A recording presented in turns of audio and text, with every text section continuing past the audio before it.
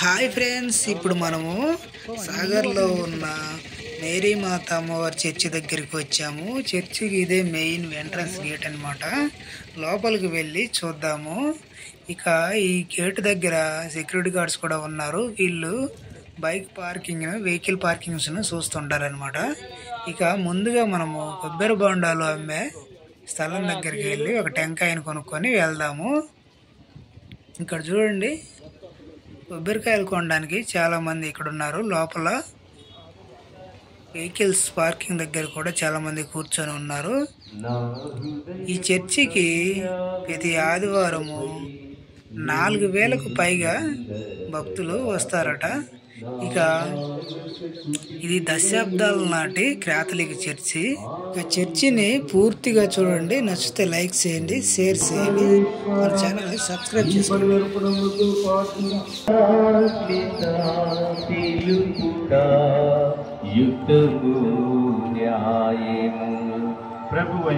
యుక్తము, న్యాయము, ధర్మము, రక్షణదాయకు. ఈ దినము పరిశుద్ధ కన్య మరియమ్మ గారి దర్శన స్థలమైనటువంటి సాగరమాతను కొనియాడుతూ సాగరమాత మహోత్సవమును స్మరణ చేసుకొనుచు ఆత్మ వర ప్రభావం నిత్య జ్యోతిను మా ప్రభునైన యేసుక్రీస్తుని జగతికి ప్రసాదించెను.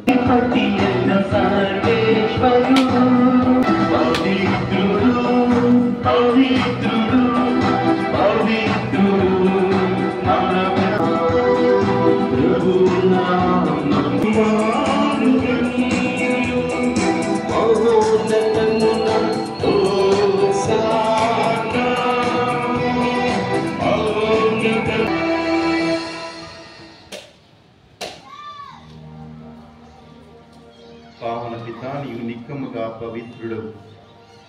నీ సృష్టి యందు నిన్ను స్తుతించుట యుక్తము. ఏలైనా నీ కుమారుడు మా ప్రభువునైన యేసుక్రీస్తు ద్వారా పవిత్ర ఆత్మ ప్రభావం వలన సమస్తమునకు జీవం పోసి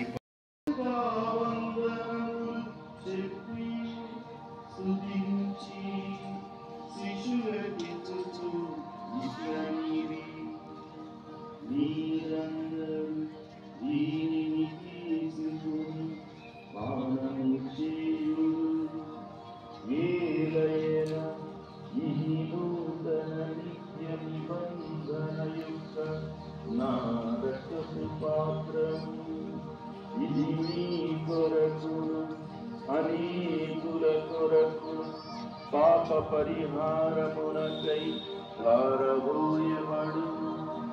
దీనిని నా జ్ఞాపకార్థము చేయుడు.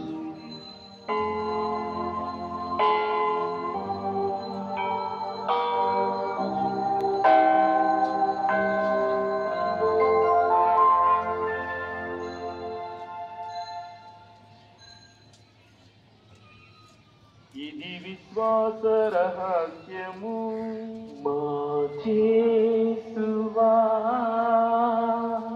నీ మరణమును ప్రకటించెదను, నీ ఉద్ధానమును చాటెదను. మీరందరూ కూడా ప్రార్థన చేయాలి. ప్రార్థనతోటి అన్ని సాధ్యమవుతాయి. ప్రార్థన చేయగా పేతురు గారి యొక్క సంఖ్యలు తెగిపోవడం, గేట్లు రెండుగా విడిపోవడం, ఆయన బందీ చేయబడినటువంటి అక్కడ నుంచి కూడా ఎక్కడైతే సంఘం ప్రార్థిస్తుందో సంఘం దగ్గరికి రావటం జరిగింది. పాల్గొని దేవుని దీవెనలు పొందాల్సిందిగా మిమ్మల్ని కూడా కోరుతున్నాను. చివరి ప్రార్థనకై అందరూ లేచి నిలబడదాం.